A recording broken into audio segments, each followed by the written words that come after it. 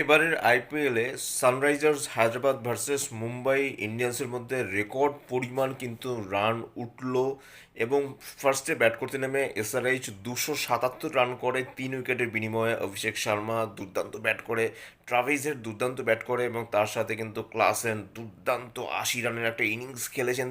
তার ফলে 277 রান করে 3 উইকেট হারিয়ে। কিন্তু তার জবাবে কিন্তু মুম্বাই ইন্ডিয়ান্স কিন্তু 31 রানে এই ম্যাচটা তারা হেরে যায়। টিম ডেভিড যথেষ্ট চেষ্টা করেছেন এবং তিলক ভার্মাও যথেষ্ট চেষ্টা করেছেন, তাদের দৌলতে কিছুটা রান করতে পেরেছে, কিন্তু তারপরে কিন্তু দুর্দান্ত রকমের একটা ম্যাচ হয়েছে। এবং আইপিএলের ইতিহাসে 277 রান এর আগে কখনো কোনো টিম করে উঠতে পারেনি, যেটা এসআরএইচ করে দেখিয়েছে। দুর্দান্ত রকমের একটা ম্যাচ হয়েছে। আমি জানি না আপনারা কতজন এই ম্যাচটা আপনারা উপভোগ করেছেন। এই ম্যাচের হাইলাইটস আপনারা চাইলে দেখে নিতে পারেন। দুর্দান্ত রকমের কিন্তু একটা ম্যাচ আমরা